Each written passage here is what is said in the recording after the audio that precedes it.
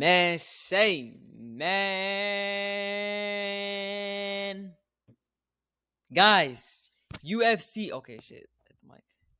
UFC Fight Night is finally here. Edwards versus Brady. Why is Brady's face look so dis? I don't know. Why is his face like this? I don't know why Brady's face looks like this. Guys, we are gonna do a full card breakdown of this entire card. This card is actually a really good card. I'll give it like an 8 out of 10. Really amazing fights on this card. So I'm really excited to watch this card. So let's start off with the main events of the evening. Leon Edwards is back, and he is going to be taking on Sean Brady in a 5-round match. Guys, I'm going with Leon Edwards to knock Sean Brady out in the 4th round. Actually, no, in the 2nd round. I want to go with the Leon Edwards round 2 KO. Now, you guys might be saying, Ivan, Leon Edwards hasn't knocked anybody out since Kamaru Usman. Why are you doing this? And guys, the truth is, Sean Brady has no chin. Sean Brady has been cracked before many times in his career. He's taking on a very, very experienced striker in Leon Edwards, who has the ability to knock you out. And I'm thinking Leon Edwards can set up that high kick and have another headshot dead moment and blow up. That's what I'm thinking. I think he's going to blow up another pound for pound headshot dead, and he's going to call out, Bilal, give me my belt back, Bilal, give me my belt back, Bilal, you know, and he's going to have another viral moment, essentially. He's going to have another viral moment, and Sean Brady has been knocked out by a guy in Bilal Muhammad who has actual pillows for hands. And that's no disrespect for Bilal Muhammad. This is the only person you knocked out in like years, Bilal. So no disrespect to Bilal. I actually like Bilal Muhammad. But guys, Sean Brady, yes, he has the grappling, but I think Leon Edwards has fought way too many fighters similar to Sean Brady. Fought Kamaru Usman, fought Colby Covington. These are very similar stylistic matchups he has fought in the past, and I think that takedown defense is going to hold up pretty well. I think he could probably take down Sean Brady in their fight, and Sean Brady is going to be pushing the pace, and we know when Leon is pressured, he throws a lot of strikes. You can even date back to his fight with Kamaru Usman. When Kamaru Usman was pressuring him, Leon Edwards was outstriking a guy in Kamaru Usman who has really good was really good striking, a really good striking arsenal. So yeah, I seriously think that Leon is gonna knock him out, and we know Leon is kind of a boring fighter, but I feel like if Sean Brady pressures him, Leon Edwards will eventually find the chin of Sean Brady, who has been cracked, and sleep him similar to Kamaru Usman. You know, Leon has the striking. Sean Brady does have the grappling. He is a similar stylistic matchup to Bilal Muhammad, because Sean Brady kind of spams takedowns in a way, not really spam, not like a Marab, but like a Bilal. Like, he will strike with you, then take you down. Strike with you, then take you down. So, but I seriously do think Leon Edwards will stuff the takedowns and will knock out Sean Brady in the 2nd round. Kind of a crazy pick, to be honest, but I'm actually pretty confident he will get this knockout. It's been a long time since he's fought, so Leon wants to make a statement, and I think this is the perfect fight to make a statement in. So yeah, I'm going with Leon Edwards by round 2 KO. If he doesn't knock him out, then it'll probably be a 49-46 for Leon Edwards. That's my final prediction. But let's go on to the co-main event. A really good matchup. Carlos Ulberg takes on Jan Blachowicz. I'm going to go with Jan Blachowicz to win this bout at 30-27. I think he is going to beat the shit out of Carlos Ulberg. Take it. Let me tell you how the fight's going to play out. It's going to play out exactly like Pereira and Jan Blachowicz, but Jan is gonna outstrike Carlos. Carlos is not the best striker. Yeah, he beat a person in Volkan Ozdemir, but the first round Volkan won, and he was kind of outstriking Carlos. And Carlos has been knocked out before by Kennedy Nejichiku, so we know that Carlos can be cracked. And Jan Blachowicz is that old man crab the veg striking, So I'm gonna pick Jan Blachowicz to win this by a 30-27. He's gonna take down Carlos Ulberg in the first round, control him like similar to Pereira. And the second and third round, that's when Jan Blachowicz will have the third of the takedown, and he will start to find the chin of Ulberg. I think he might drop Ulberg in the second round, almost finish him. But Carlos has, I wouldn't say good recovery, but he knows how to take a punch now ever since he got knocked out by Kennedy. So, yeah, the striking is very, very close, but I'm going to favor Jan Blachowicz. He has really good, I wouldn't say slick striking, but he just has, like what Lucas says, the basic strikings, the big ugly leg kicks, the big ugly jabs, and the big mid hooks, So, yeah, I'm going to go with Jan Blachowicz to win this by a 30-27.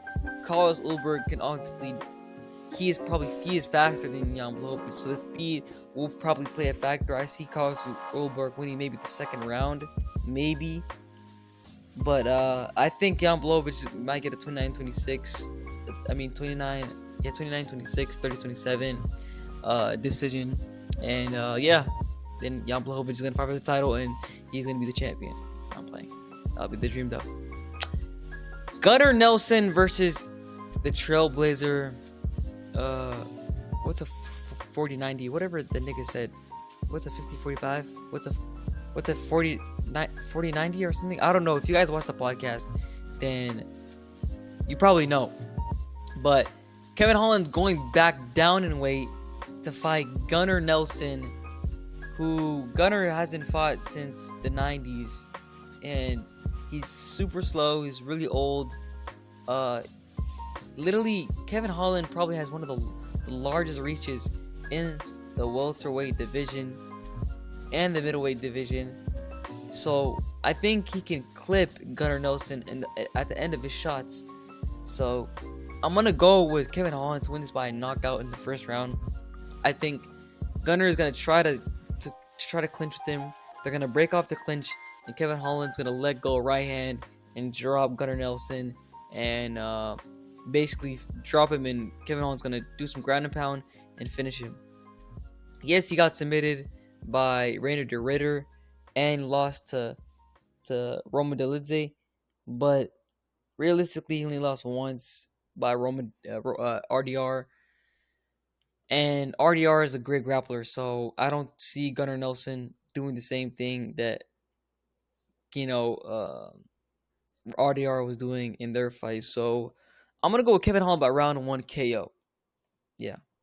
Next fight on the card, we have Molly Meatball McCain taking on Alexia Therania. She's making her debut coming off the Contender Series. Molly McCann always brings it. I love watching her fight. She's one of the more entertaining women fighters in the women's strawweight division. I'm going to go with a submission, a second round submission by Molly McCain, or a knockout. Molly is very entertaining. And I'm going to go with Molly McCain. Jordan Vucinic versus Chris Duncan. I'm going to go with Chris Duncan to win this one by a decision. The problem, Chris Duncan, I think he's going to get this one done by a decision. This guy is from Scotland, and he has that Scotland power, Both similar places in their careers, but Chris Duncan obviously coming off a win, so he's going to have that morale boost. So I'm going to go with Chris Duncan to win this one by a decision. 29-28. Nathaniel Wood versus Morgan Tracy. Morgan Tracy is coming off a knockout under that Moicano and BSD card. Nathaniel Wood, really, really slick striker. I think I'm going to go with Dude, this is hard because Morgan has a lot of power in his hands, but Wood is very slick on the feet. Great matchmaking. I'm gonna go with Nathaniel Wood to win this. He's from England. I think the England crowd's gonna hype him up. And yeah, Morgan has great striking and a lot of power, but he has been KO'd before by Rafael Alives.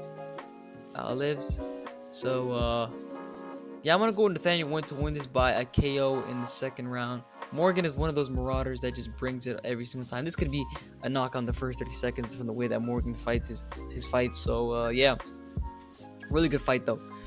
Jai Herbert versus Chris Padilla. I'm gonna go with Jai Herbert to win this by a decision. Jai is slowly getting better in the division. You probably know him because of Ilya Topuria, but this guy has really good striking. Yeah, he's been on a downward skid in his career, but he has a small resurgence. Yes, he's kind of old, but Chris Padilla isn't the best fighter. Slow, just one of those apex NPCs. And I want to go with Jai Herbert to win this one by a decision. Loner Canag versus Felipe Dos Santos. I'm gonna go Felipe Dos Santos to win this by a submission in the second round or the first round. Felipe has really good submissions. Lunar obviously coming off a win undefeated. But I just think Felipe, I've seen Felipe more in the UFC. I'm aware of him. So yeah, please don't go. I don't know why the hell I was singing. Actually, a really good fight. Mick Parkin versus Marcin Tybura. I'm gonna go with Marcin Tybura to win this by a round 1 ground and pound TKO win. Marcin Tybura is low-key super underrated. Can we all just, first of all, I'm sorry, can we all just clap for this guy's freedom? He's been freed from the Apex, and yeah, it's really emotional to see. This guy is no longer an Apex legend, or he is actually an Apex legend, but now he's fighting for the crowds now. So I congratulate Marcin Tybura for just being there, and I congratulate him, to be honest. I just congratulate him. Mick Parkin obviously trains with who does he train with? He trains with obviously Tom Aspinall, and he's coming off, I think, a knockout win. Fought Muhammad Usman, looked pretty slow in that fight. He's only really getting any hype because he's trained with Tom Aspinall and he's undefeated. So that's kind of a reason why people are probably picking Mick Parkin. But I'm gonna pick Marcin Tybura to win this by a ground and pound decision. Ground and pound TKO in the first round. And yeah, I just don't see a way of winning for Mick Parkin. He could probably outstrike Marcin for 3 rounds, but Marcin will obviously take you down. Really good takedown entries. And we last saw him fight on the 310 card, and he looked really good. So I'm gonna go with Marcin Tybura by a round one TKO. Chris Leroy Duncan versus Adirov Ployev. I'm gonna go with Chris Leroy Duncan from the United Kingdom, obviously taking on someone from the Contender Series. Chris Lieben obviously lost in his last fight, but I believe he will be able to KO Andre in the first round or the second round. I feel like this is going to be a card where they're just going to get so many knockouts, Oh my god, an Indian fighter. I'm going to go with Shannon Bonon by round 1 KO. Next fight, Nathan Fletcher versus Kolian Loregian. I'm gonna go with Nathan Fletcher. I've seen Nathan Fletcher on the Tough series, and I think he's gonna be able to knock out Colin in his UFC debut. Is this his UFC debut? I feel like I've seen this guy somewhere, bro. I think it's just Tough, but yeah, I'm gonna go with Nathan Fletcher. I'm just more familiar with him. Guram Kuzletsi versus Qua Fernandez. I'm gonna go with Guram by round round one KO. Oh no, round one. I'm actually gonna go with the 30-27 decision from Grom's Kuzeletsi.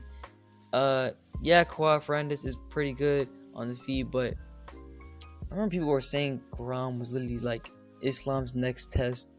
This guy looks 40, but he's actually like 30, which is crazy. But I'm just more familiar with Guram Kostelets. He has really good striking, no power in his shots, but that's okay. Kawhi doesn't have that good of a chin. He's been kind of rocked around from his opponents. But I'm going to go with Guram Kostelets to win this by a 30-27. And guys, that is my UFC Fight Night London card. If you guys like this type of content, please make sure to subscribe and drop a like for your boy. Coming up on this YouTube scene for real. Didn't post yesterday, but yeah, I was waiting to post a prediction video for Edwards and Brady. So yeah, thank you guys for watching, and I'll see you in the next one. Peace.